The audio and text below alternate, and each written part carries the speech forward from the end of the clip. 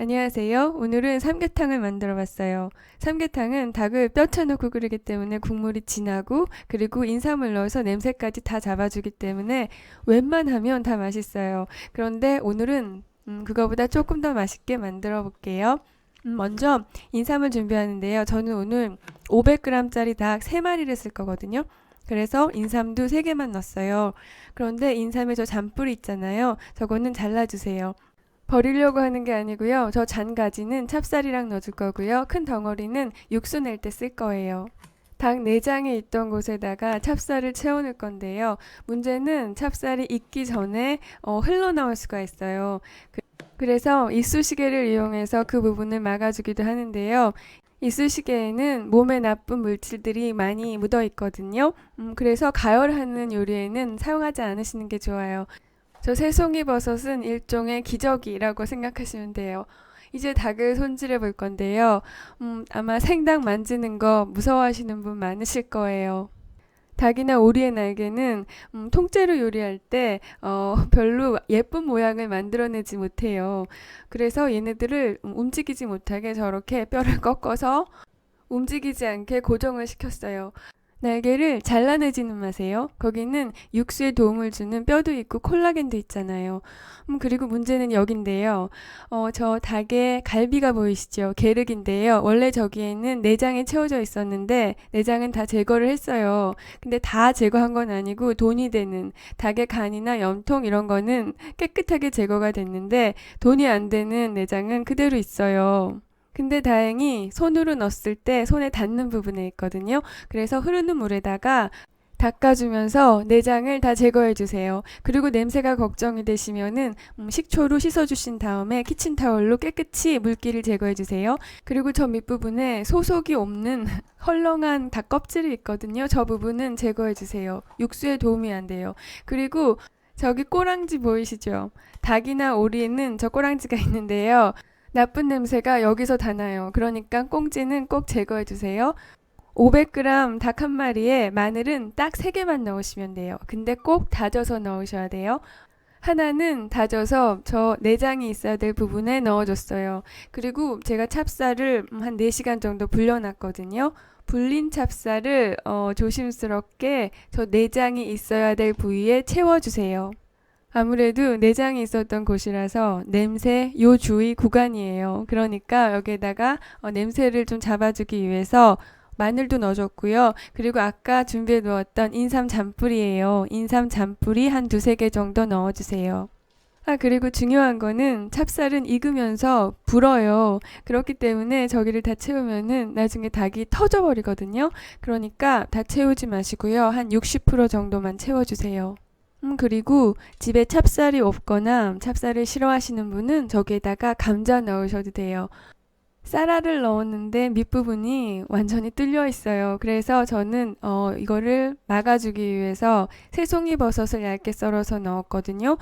사실 저는 원래는 찹쌀 조금만 넣고 감자 하나를 넣어서 막으려고 했거든요. 근데 집에 새송이 버섯이 있어서 새송이 버섯을 이용했어요. 그리고 이제는 닭의 모양을 잡아줄 건데요. 저 상태로 끓이면은 예쁜 자태가 안 나오잖아요. 그래서 닭의 다리를 모아줄 건데요. 하는 방법 아시죠?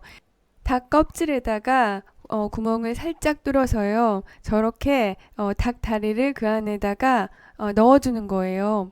이때는 칼끝이 아주 날카로운 칼을 사용하셔야지 돼요. 닭 껍질은 엄청나게 질겨요. 그래서 웬만한 칼에는 구멍이 나지 않아요. 그리고 구멍은 아주 조그맣게 내셔야지 돼요. 구멍을 커다랗게 내면은 저렇게 고정도 안 되고요. 나중에 쭉 찢어지더라고요. 이렇게 저는 모양을 잡았거든요. 그런데 이렇게 한 마리 아니고 두세 마리 꽉 차게 넣으실 때는 닭 껍질로 고정을 시키지 않아도 닭 다리가 움직일 것이었기 때문에 고정이 잘 되더라고요. 이제 물을 부어줘야 되는데요. 닭 한 마리에는 물이 한 3컵, 4컵 정도 필요하겠지만은 저는 좀 큰 냄비를 쓰고 있거든요. 이때는 닭이 푹 잠길 정도의 물을 넣어주세요. 저는 한 8컵 넣었어요. 그리고 마늘 하나를 더 다져서 티백에다가 넣어줬어요. 국물을 좀 깨끗하게 내고 싶어서요. 그리고 인삼 하나랑 황기라고 있더라고요. 황기 2개 넣어주고요. 이거 굉장히 중요한데요. 소금 넣어주세요. 소금을 티스푼 반 개를 넣어주세요.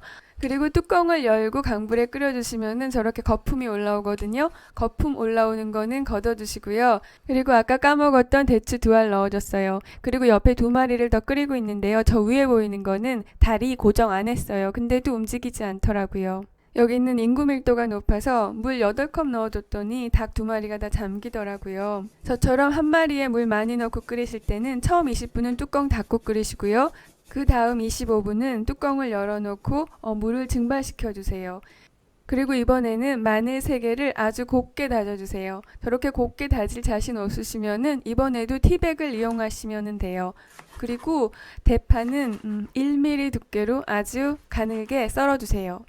그리고 삼계탕을 총 45분 끓인 시점에서 뚜껑을 열고 여기에다가 방금 다져둔 마늘을 넣어주세요. 보통 삼계탕 하실 때 통마늘을 여러 개 넣으시거든요.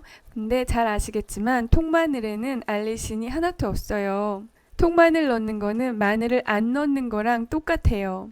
다행히 닭에서 나는 냄새는 인삼으로 다 잡히는데요. 국물을 더 맛있게 드시기 위해서는 다진 마늘을 마무리하기 5분 전에 반드시 넣어주셔야지 돼요. 500g짜리 닭이 생각보다 크더라고요. 그래서 저는 삼계탕집처럼 뚝배기에다가 넣으려고 했는데요. 맞는 뚝배기가 없었어요.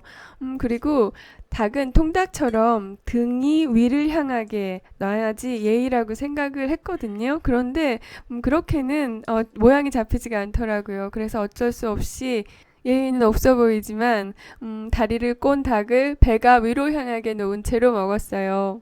그리고 닭다리 먼저 뜯으려고 했더니 뼈가 그냥 쑥 나오더라고요. 그래서 젓가락을 이용해서 먹었거든요.